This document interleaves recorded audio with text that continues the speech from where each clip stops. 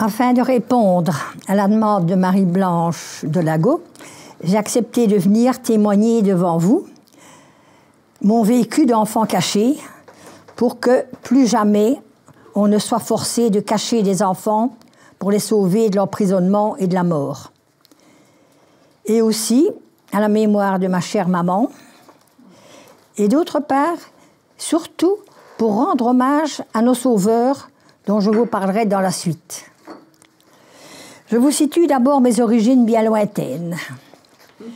Une maman polonaise, arrivée en Belgique en 1913, fuyant déjà les pogroms, et un papa lituanien venu en Belgique en 1919, après avoir été prisonnier en Allemagne durant la guerre 14-18. Tous deux d'origine juive et naturalisés belges en 1935.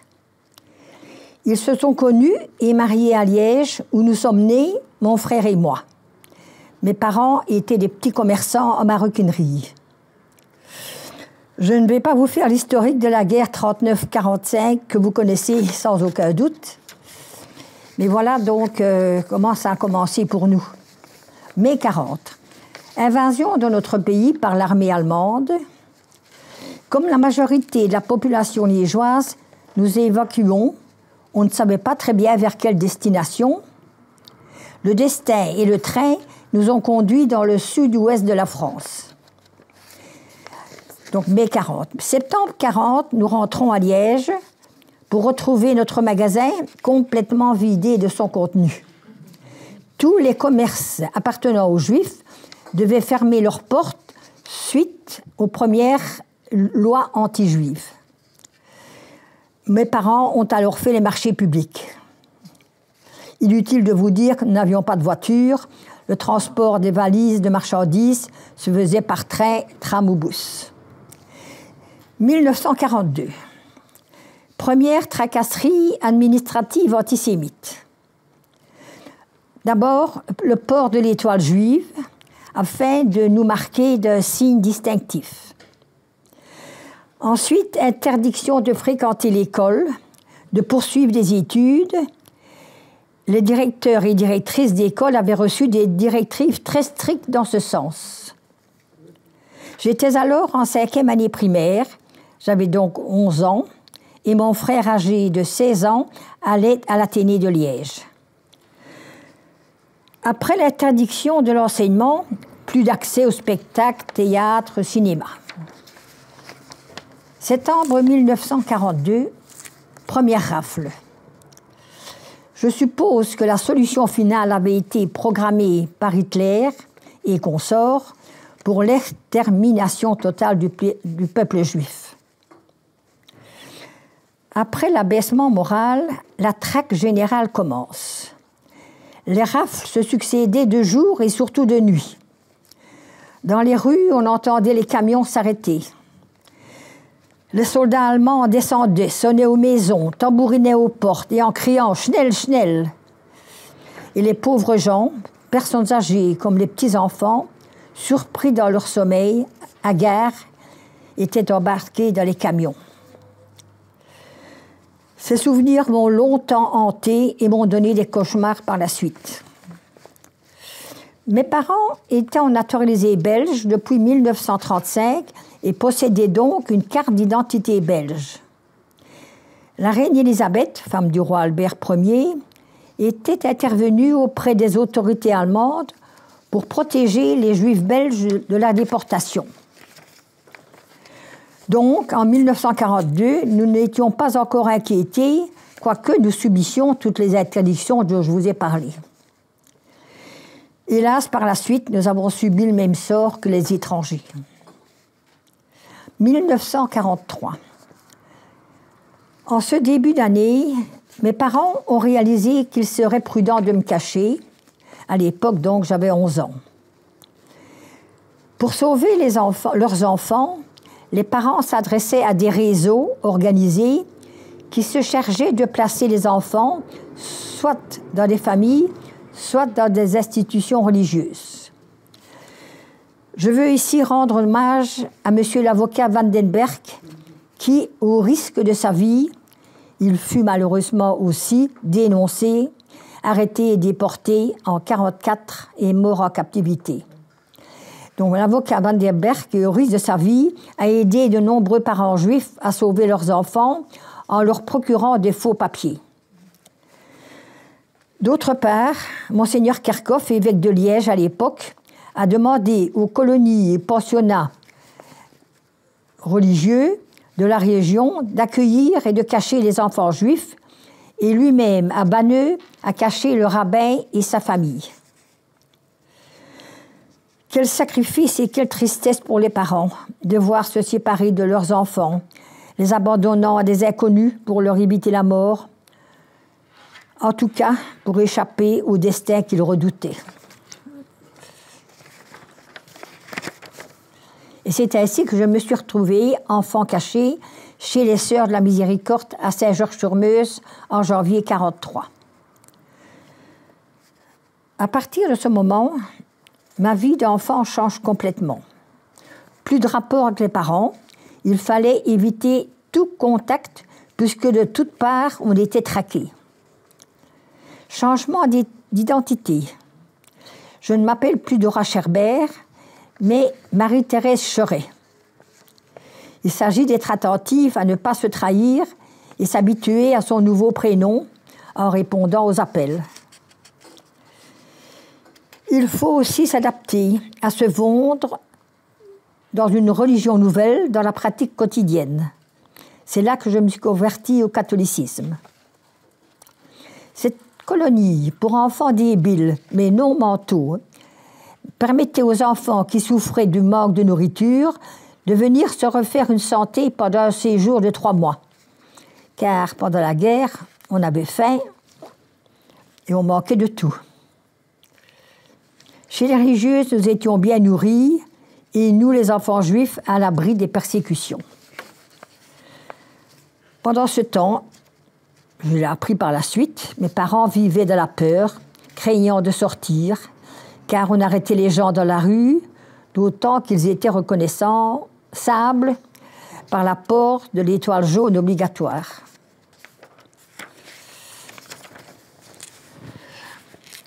Je vous parle à présent de l'arrestation de ma maman, qui m'a été racontée par mon frère. Ma mère, courageusement, continue à faire les marchés pour nourrir ses enfants. Obligée de travailler pour nourrir ses enfants.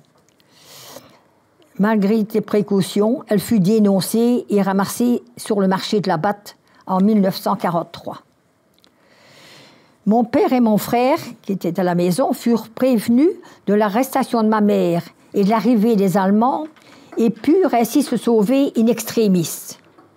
Car, après une arrestation, les Allemands revenaient avec leurs prisonniers dans leur habitation afin de leur permettre de faire une petite valise pour aller, point d'interrogation, vers quel voyage. Ensuite, ils mettaient les scellés sur la porte de l'appartement et c'est ainsi qu'une seconde fois, nous fûmes dépouillés de tous nos biens. Car les Allemands venaient vider l'habitation, ils entreposaient les meubles dans différents endroits avant de les expédier en Allemagne. Nous n'avions pas d'objet de valeur. Comme la plupart des Juifs arrêtés, ma mère a été prisonnière à la caserne d'Auxerre-Malines avant d'être dirigée vers Auschwitz en septembre 1943. Moi, à la colonie, j'ignorais totalement ce qui se passait alors. C'est après la guerre que j'ai appris que ma mère avait été déportée et que mon père s'était caché dans les campagnes entre 1943 et 1944, tandis que mon frère avait été accueilli dans une colonie à Stoumont. À la fin de la guerre, mon père voulait que je revienne afin de commencer des études secondaires. J'avais 14 ans et déjà 2 années de retard à cause de cette sacrée guerre. Persuadée que ma maman allait rentrer, je voulais l'attendre avant de me retrouver dans la vie normale et familiale. L'espoir de la revoir étant inexorablement utopique, je me décidai en 1945, à rentrer dans un autre chez moi. C'est à cette époque-là qu'on a appris petit à petit la destination des trains de déportés et l'existence des camps de la mort. Peu de survivants rentraient au pays, et dans quel état? On avait de la peine à croire ce qu'ils racontaient et ce qu'ils avaient vécu. La Croix-Rouge nous a fait parvenir un acte de décès présumé. Ma pauvre maman est malheureusement décédée à Auschwitz. Ce que je voulais surtout vous dire aujourd'hui, c'est qu'en Belgique, grâce à la générosité, au courage des gens risquant leur propre vie, 4000 enfants juifs ont été sauvés. Pour rendre hommage à ces gens, nous les avons rendus justes parmi les nations. Qu'est-ce qu'un juste? C'est celui qui, sauvant un homme, sauve l'humanité. Merci de votre écoute.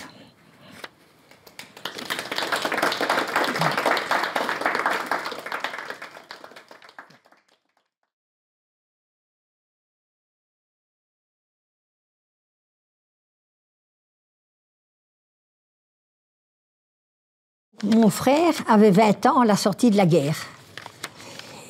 Et il avait dû arrêter l'Athénée, il avait 15 ans, et donc il a dû faire son service militaire, 2 ans à l'époque, en Irlande, avec la brigade Piron. Et là, il a découvert sa vocation, il disait sa vocation de médecin. Alors, il a voulu entreprendre des études de médecine, mais mon père n'aurait rien su lui payer, on n'avait plus rien. Conclusion, il a travaillé quelques mois en usine pour se payer des études de médecine. Il a passé au jury central, donc, et il a réussi donc, à faire ses humanités.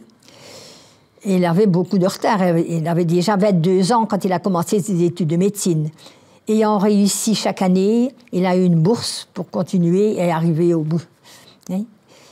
Et au début, quand il était médecin, il a vécu avec nous. Mais j'étais déjà mariée, donc je me suis mariée en 1952. Voilà, c'était aussi l'aventure pour mon frère. Oui.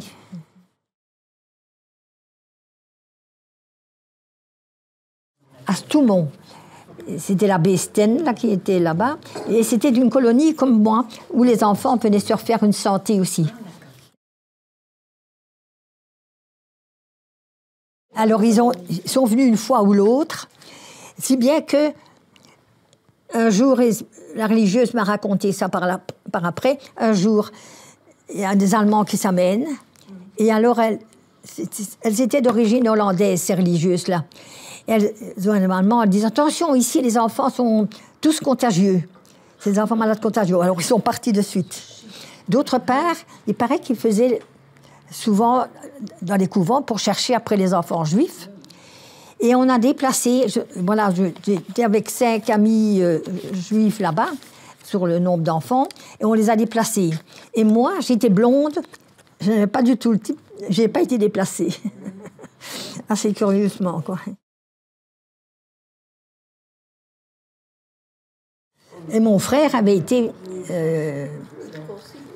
comment? Circoncis. Oui. Et puis il a été baptisé. Il s'est converti de son côté. On ignorait tout l'un de l'autre. Et c'est à peu près au même moment, on s'est converti. C'est pas. Si bien que je me sens très bien dans ma religion judéo-chrétienne.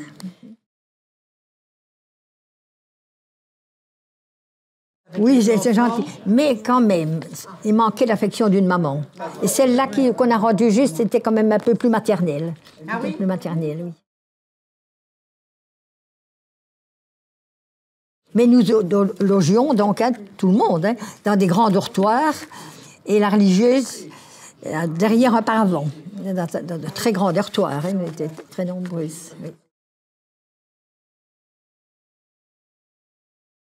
Il a repris les marchés. Mais il est décédé à 65 ans. Il n'a pas vécu très vieux, quoi. Mais il était marqué par la Première Guerre, lui, déjà.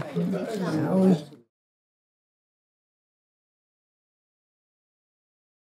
Je t'explique. Mon père, pas rien du tout. Oui, mais pas en Belgique. Elle est venue parce qu'elle avait déjà un frère diamantaire ici à Anvers. et qui a fait venir tous ses sœurs parce qu'il y avait les pogroms en Pologne. C'est comme ça qu'elle est arrivée en Belgique. Ah oui, en Belgique, mais après, quand ils ont été... Alors, il y en avait encore une autre, une sœur de ma mère qui habitait. Alors, ceux d'Anvers, pour vous dire que c'est curieux, mon oncle d'Anvers, le diamantaire, lui, en 40, ils sont partis aux États-Unis. Et celui qui habitait, enfin, celle qui habitait à Liège aussi, en 52, quand il y a eu une menace de la guerre de Corée, ils ont eu peur de nouvelles guerres et eux sont partis au Brésil. Ils ont voulu partir en Israël, mais là, on n'avait pas besoin de commerçants. On avait besoin de médecins, d'architectes, etc. C'était l'État d'Israël qui venait de se créer. Et ils sont partis au Brésil. Donc, je n'avais plus aucune famille autour de moi, quoi.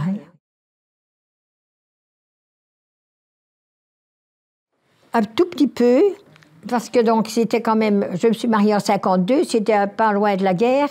Et à un moment donné, pour mes 70 ans, ma fille m'a offert un album pour que j'écrive ma vie, pour en savoir plus, quoi.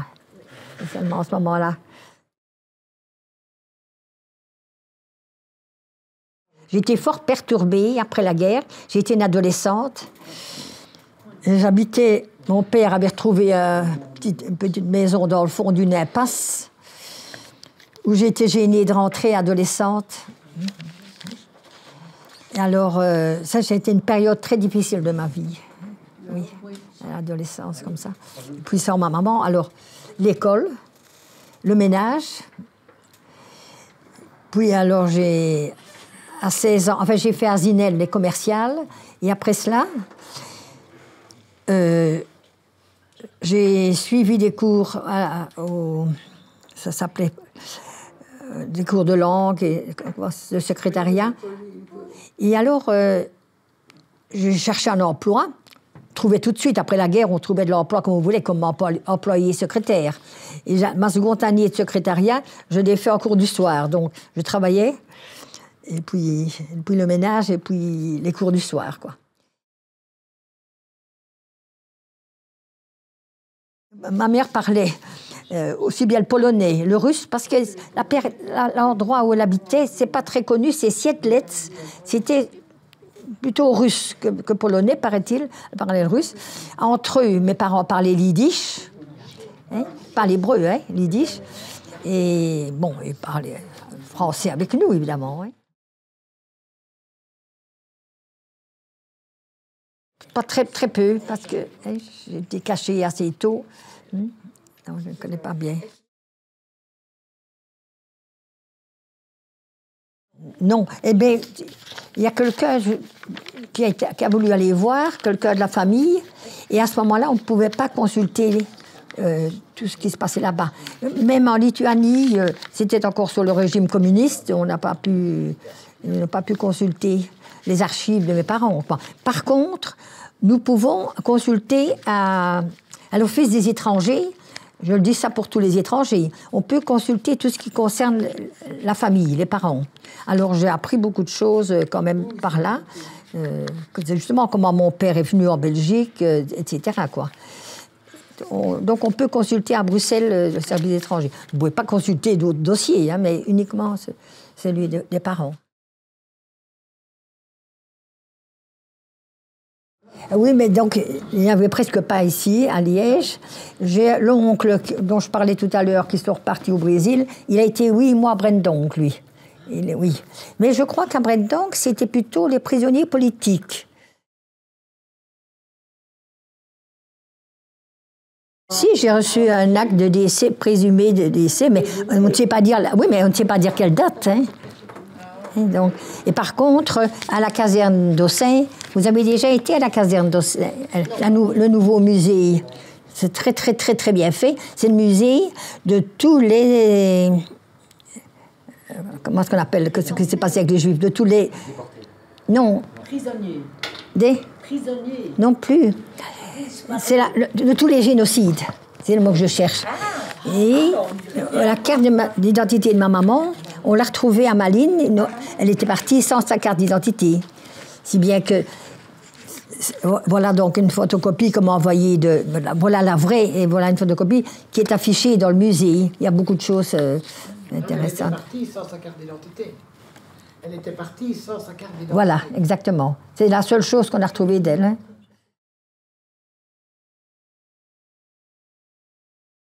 J'ai aussi eu la chance, si je puis dire, quand je me suis fait baptiser, il y avait une monitrice là-bas que j'ai choisie comme marraine et qui m'a beaucoup aidée moralement après la guerre, enfin quand je suis rentrée chez moi, quoi. Hein.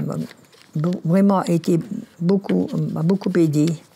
Oui, elle avait 10 ans de plus que moi. Donc elle avait une vingtaine d'années. Et c'était une femme extra. Ben, j'avais 14 ans. Hein. Ah oui, 14 ans. Oui.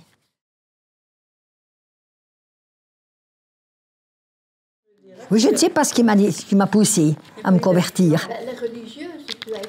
Oui, parce que j'ai demandé à une amie qui était cachée avec moi et qui est maintenant en maison de repos, je lui ai demandé si on avait la pression.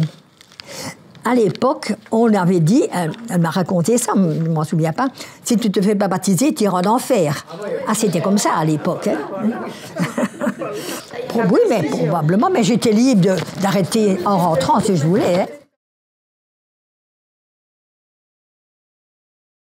Non, mon père, pas du tout, et ma mère allait aux grandes fêtes religieuses à la synagogue.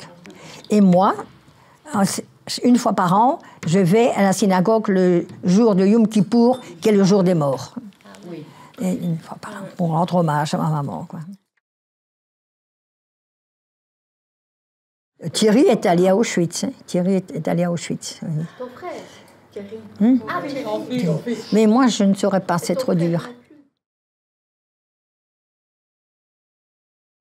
Non, lui, il a coupé sa vie en deux. Il a tout laissé sur le côté, encore moins de souvenirs que moi. Tout à fait. Maintenant, il a 6 ans de plus que moi, donc il est mort à 91 ans, donc...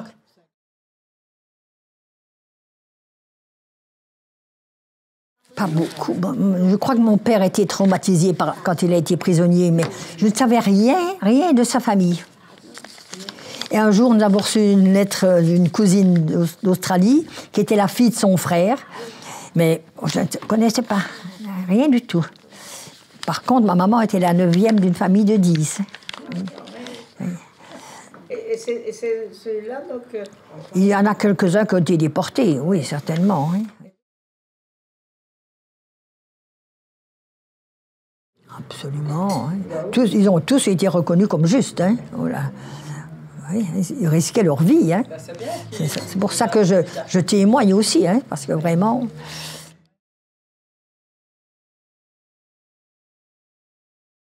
On pouvait travailler pour le compte de quelqu'un. Hein, donc on ne pouvait plus travailler pour son propre compte, pour le compte. Alors mon père n'osait plus sortir. Ma mère l'a fait seulement à la batte, comme marché, et elle payait quelqu'un pour l'accompagner, pour dire qu'elle travaillait pour lui. Et c'est comme ça qu'elle a été dénoncée sur la batte.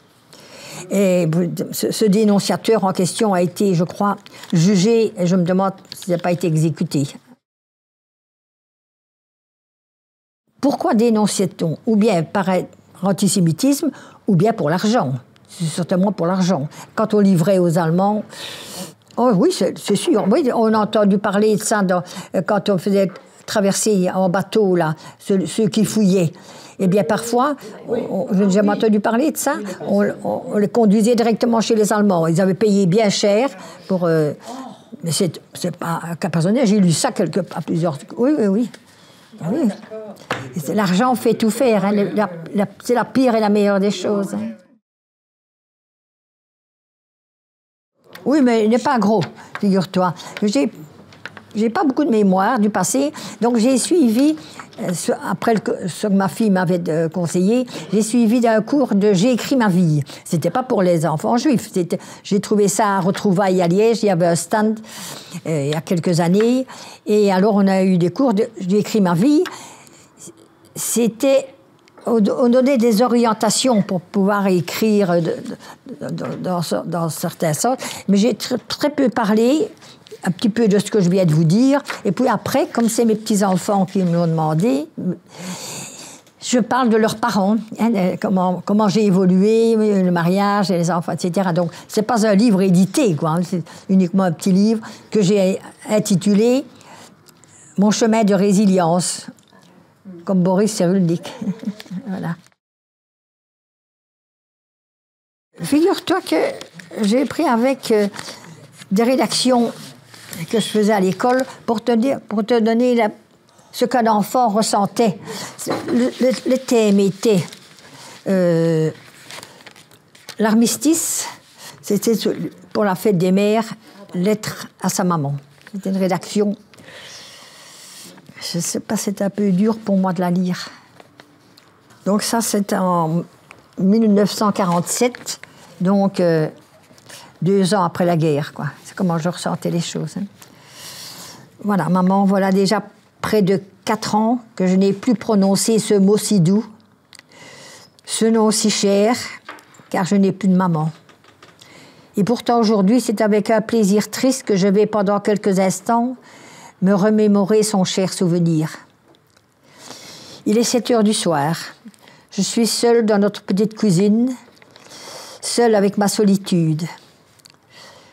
Le silence et la tranquillité dont la chambre est empreinte pèsent lourdement sur mon cœur d'enfant, trop longtemps privé de douceur maternelle. Comme une chose rare et précieuse, je tiens serrée contre mon cœur une photographie de ma maman. Elle me sourit comme elle est belle. Avec des larmes dans les yeux, je ne cesse d'embrasser ses traits sublimes à mon cœur. Maman, ma chère petite mère, combien je te regrette. Je me souviens avec une grande tristesse de ta présence si douce à mon côté lorsque j'étais petite fille. Oui, je me souviens et me souviendrai toujours de ton esprit bienfaisant, de ta patience et de tes conseils si précieux. Jamais dans ma vie je ne rencontrerai un cœur tel que fut le tien, si grand par sa noblesse et par son amour. Maman, maman, comme un naufragé à une épave, ton nom si grand apaise bien souvent les petites souffrances que m'apporte déjà la vie. Ô chère petite mère, que ne donnerais-je pour te revoir ton cher sourire, embrasser ton beau visage et reposer doucement ma tête sur ton épaule affectueuse. Hélas, il ne s'agit que de souvenirs. Avec empressement, j'essuie mon visage inondé de larmes sincères qui me font mal. Avec un religieux respect et plein d'amour, je remets délicatement la photo de ma maman à sa place. Il me semble entendre mon cœur dire « Jamais, jamais, maman, on ne te remplacera ». Voilà ce que j'ai ressenti après la guerre.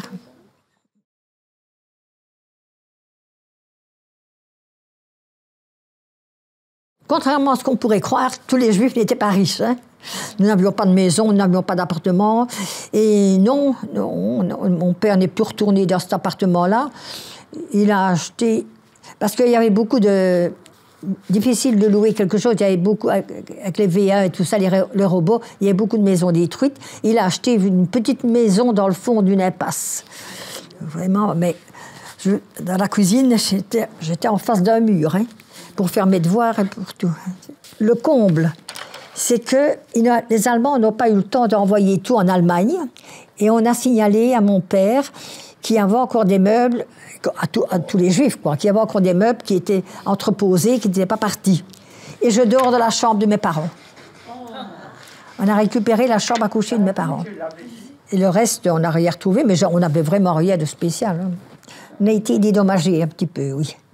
Oui, un petit peu dédommagés. Un petit peu dédommagés, quoi. Hein. Nous sommes reconnus comme victimes de guerre. Alors, donc, ça comporte plusieurs facilités, quoi. Victimes de guerre.